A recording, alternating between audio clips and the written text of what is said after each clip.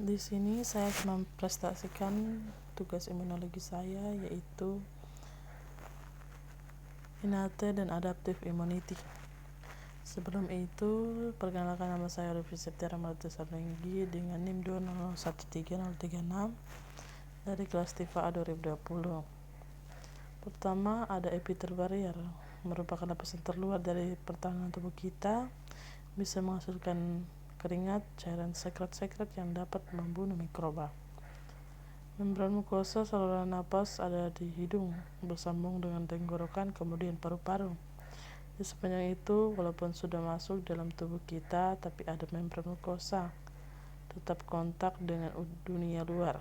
Karena apapun dari udara yang kita hirup akan kontak dengan membran mukosa di sepanjang saluran napas tubuh kita. Sehingga virus sepanjang masih ada di hidung maupun tenggorokan, maka masih bisa ada di membran mukosa lengket, sehingga epithelial barrier termasuk dalam innate immunity atau non-specific. Selanjutnya ada sel phagocytes, terdiri dari dua, yaitu yang berwarna merah muda atau neutrofil, yaitu sel darah putih yang banyak nukleatnya. Yang kedua yang berwarna hijau atau makrofag.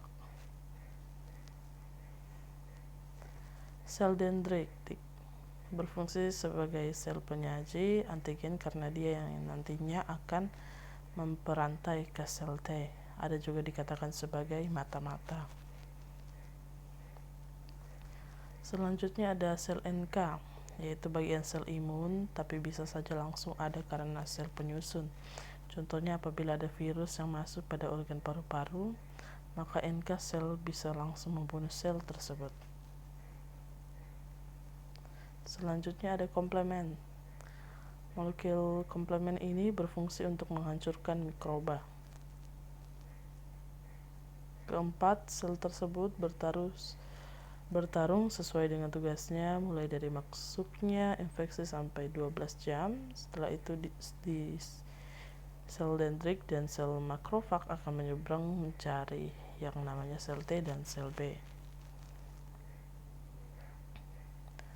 Adaptive immunity, setelah 12 jam akan adaptive immunity diaktifkan yang diperankan oleh sel B atau limfosit B dan sel T atau limfosit T.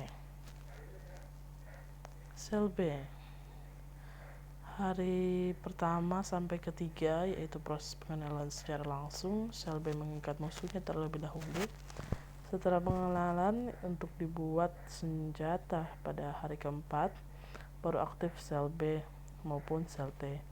Caranya aktif dengan memperbanyak diri, karena musuh dalam tubuh akan membelah diri lebih banyak, maka ia juga harus membelah agar bisa mempertahankan tubuh. Sel B akan berubah menjadi sel plasma karena sel plasma yang bisa mensekresi antibodi.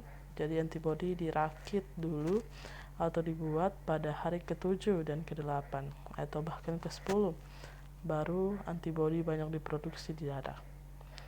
Sehingga antibodi bertugas mencari virus yang dia kenal saja, karena tidak semua musuh ia hadapi, tetapi hanya musuh yang pernah dikenali oleh sel pembuatnya. Sel T tidak bisa seperti sel B, dia tidak bisa mengenal langsung musuh sel T. Kerjanya seluler, maka ia harus mengenal musuhnya lewat sel. Ada sel perantara atau sel makroblang. Yang menjadi makroblang adalah sel makrofag atau sel dendrit. Setelah memperbanyak diri, mulailah berinferensiasi atau berubah menjadi sel T pembunuh. Sel T efektor mencari kembali si makrofag yang sedang berjuang dengan menyuntikkan sitokin agar makrofag menjadi kuat dan bisa membunuh dan menuntaskan mikroba yang ada dalam tubuh makroba. Sekian dan terima kasih presentasi saya. Salam sehat.